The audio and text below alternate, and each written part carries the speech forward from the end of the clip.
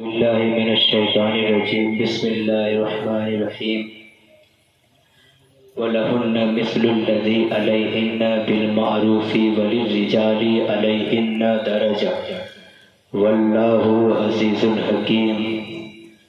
حضرات، آئیے سب سے پہلے آقائے نامدار دونوں عالم کے مالک و مختار حبیب پروردگار سید ابرار و اخیار جناب صلی اللہ علیہ وسلم کی بارگاہ بے کس پناہ میں جھوم جھوم کر درود شریف کا نذرانہ عقیدت پیش کرے اور پڑھے باواز بلند اللہم صلی علی سیدنا مولانا محمد بارک وسلم صلاۃ و سلام علیک یا رسول اللہ صلی اللہ تعالی علیہ وسلم۔ حضرات، اللہ اور اس کے بتلائے ہوئے راستے پر چلے۔ ہم پر جو ایک دوسرے کے حقوق ہیں انہیں قرآن اور سنت کی روشنی میں ادا کریں۔ چنانچہ حقوق العباد میں کچھ حقوق عورتوں کے مردوں کے ذمے ہیں اور کچھ حقوق مردوں کے عورتوں کے ذمے ہیں کہ اللہ رب العزت اپنے کلام مقدس میں ارشاد فرماتا ہے وَلَهُنَّ مِثْلُ الَّذِي عَلَيْهِنَّ بِالْمَعْرُوفِ وَلِلرِّجَالِ عَلَيْهِنَّ دَرَجَةٌ وَاللَّهُ عَزِيزٌ حَكِيمٌ۔ عورتوں کا حق بھی ایسا ہی ہے جیسا کہ مردوں کا حق ہے اور مردوں کو ان پر فضیلت ہے۔ اللہ تعالی غالب حکمت والا ہے۔ عورتوں کو چاہیے کہ اپنے مرد کے لیے اپنے آپ کو آراستہ کر دے تاکہ اس کا مرد اس سے خوش ہو، لیکن اپنی زیبائش غیر پر نہ ظاہر کرے، اس لیے کہ وہ اپنے شوہر کی خائن ہوگی۔ ایسی عورتوں کے بارے میں نبی اکرم صلی اللہ تعالی علیہ وسلم نے فرمایا اذا ابتهلت امرأة لغیر زوجها سود اللہ وجہها وجعل قبرها حفرة النار۔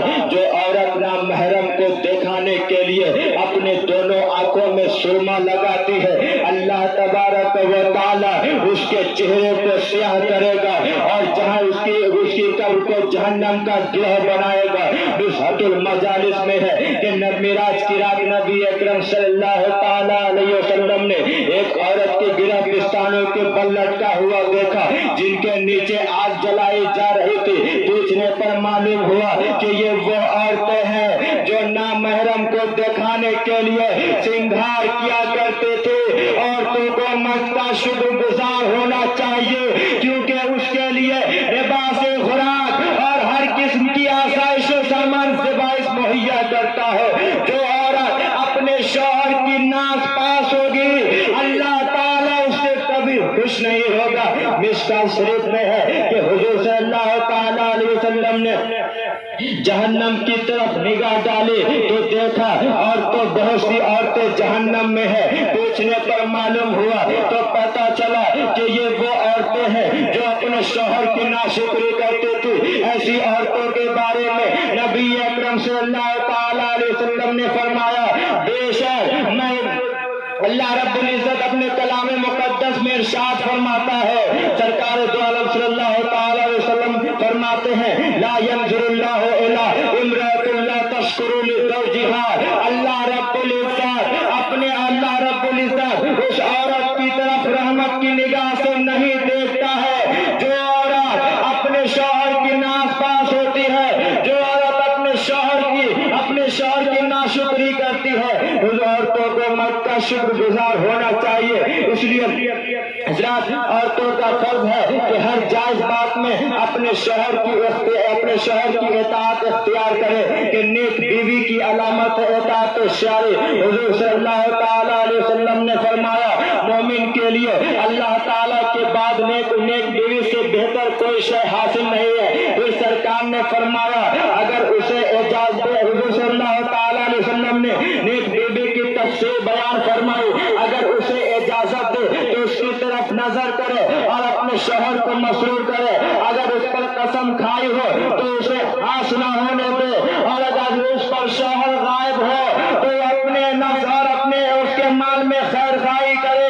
اس حد المجالس میں ہے کہ نبی اکرم صلی اللہ تعالی علیہ وسلم کے حمام اقدس میں ایک شخص سفر پر گیا اور اپنی بیوی سے کہہ گیا کہ تم گھر سے باہر نکلنا نہیں. اتفاق سے اس عورت کے باپ کی طبیعت علیل ہو جاتی ہے. وہ عورت سرکار کی بارگاہ میں عرض کرتی ہے یا رسول اللہ صلی اللہ تعالی علیہ وسلم میرے باپ کی طبیعت علیل ہے, مجھے اجازت دیجیے کہ میں گھر جاؤں. تو سرکار نے فرمایا اپنے شوہر کی اطاعت کر. اس عورت کا باپ انتقال ہو جاتا ہے. وہ عورت سرکار کی بارگاہ میں عرض کرتی ہے یا رسول اللہ صلی اللہ تعالی علیہ وسلم اب تو میرے ابا دنیا سے چلے گئے ہیں, اب تو مجھے اجازت دیجیے. تو سرکار فرماتے ہیں اپنے شوہر کی اطاعت کر. اس عورت نے اپنے شوہر کی اطاعت کی اور گھر سے باہر نہ نکلے. تو سرکار فرماتے ہیں اے عورت تم نے اپنے شوہر کی اطاعت کی, کیونکہ اطاعت کرنے کی برکت سے اللہ تعالیٰ نے تیرے باپ کی مغفرت فرما دی ہے. سبحان اللہ سبحان اللہ. اطاعت گزار عورت جنت کے جس دروازے سے چاہے وہ جنت میں داخل ہو سکتی ہے. سرکار نے فرمایا سب عورت 5 وقت کی نماز ادا کرے, ماہ رمضان کا روزہ رکھے, اپنی شرمگاہ کی حفاظت کرے, اپنے شوہر کی فرما برداری کرے, تو وہ جنت میں جس دروازے سے چاہے وہ جنت میں داخل ہو سکتی ہے. ان احادیث نبوی سے یہ بھی پتا چلتا ہے کہ کوئی بھی عورت اپنے شوہر کی اجازت کے بغیر گھر سے باہر نہیں نکل سکتی ہے. اگر جو ایسا کرے گی تو سرکار نے فرمایا جب عورت گھر سے باہر نکلتی ہے اور اسے مرد ناپسند سمجھتا ہے تو آسمان میں فرشتے اس پر لعنت بھیجتے ہیں اور ساری چیزیں اس پر لعنت بھیجتی ہے جس پر عورت گزرے, سوائے انسان اور جنوں کے, یہاں تک کہ وہ عورت واپس نہ آ جائے. سرکار دو عالم صلی اللہ تعالی علیہ وسلم نے فرمایا بے شک میں اس عورت کو ناپسند سمجھتا ہوں جو عورت اپنے گھر سے چادر کا دامن کھینچتے ہوئے باہر نکلے اور اپنے شوہر کی شکایت کرے. سرکار نے فرمایا گھر سے باہر نکلے مگر راستے کے درمیان نہ چلے, مگر کنارہ عورت گھر سے باہر نکل نہیں سکتی ہے. سرکار نے فرمایا کوئی بھی عورت اپنے شوہر کی اجازت کے بغیر گھر سے باہر نہیں نکل سکتی ہے. سرکار نے فرمایا عورت سر سے پاؤں تک ساری سطر ہے. جب عورت اپنے گھر سے باہر نکلتی ہے تو شیطان اس کی طرف دھانستا ہے.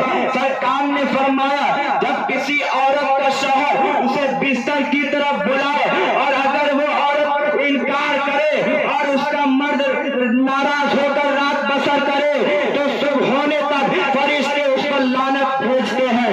مشکات شریف میں ہے کہ حضرت صفوان بن معطل رضی اللہ تعالی عنہ کی بیوی سرکار دو عالم صلی اللہ تعالی علیہ وسلم کی بارگاہ میں آتی ہے اور عرض کرتی ہے یا رسول اللہ صلی اللہ تعالی علیہ وسلم میں جب بھی نماز پڑھتی ہوں اور روزہ رکھتی ہوں تو حضرت صفوان بن مجھے مارتے ہیں اور روزہ رکھتی ہوں تو مجھے افطار کرا دیتے ہیں اور خود ہی سورج نکلنے کے وقت نماز فجر ادا کرتے ہیں. تو سرکار نے فرمایا اے سفیان تم اس کے بارے میں کیا کہتے ہو؟ تو اس نے عرض کیا یا رسول اللہ یہ جب بھی نماز پڑھتی ہے تو لمبی سورتیں پڑھتی رہتی ہے, حالانکہ میں نے اسے منع کیا تھا. تو سرکار نے فرمایا چھوٹی سورہ ہو کافی ہوتی ہے. پھر اس نے عرض کیا یا رسول اللہ صلی اللہ تعالی علیہ وسلم یہ جب بھی نفلی روزہ رکھتی ہے تو لگاتار رکھتی چلی جاتی ہے, حالانکہ میں ایک جوان مرد ہوں اور میں صبر نہیں کر سکتا. تو سرکار نے فرمایا کوئی بھی عورت اپنے شوہر کی اجازت کے بغیر نفلی روزہ بھی نہیں رکھ سکتی ہے. حضرت صفوان بن معطل رضی اللہ تعالیٰ دن چڑھے نماز پڑھنے کے متعلق عرض کیا یا رسول اللہ صلی اللہ تعالی علیہ وسلم مجھے رات گئے تک کام کرنا پڑتا ہے, اس لیے سورج نکلنے کے وقت آنکھ کھلتی ہے. تو سرکار نے فرمایا جب تمہاری آنکھ کھلے نماز ادا کر لیا کرو. حضرات اللہ تعالیٰ اور اس کے رسول نے ہمارے لیے کس قدر آسانیاں فرمائی ہے کہ کوئی بھی عورت اپنے شوہر کی اجازت کے بغیر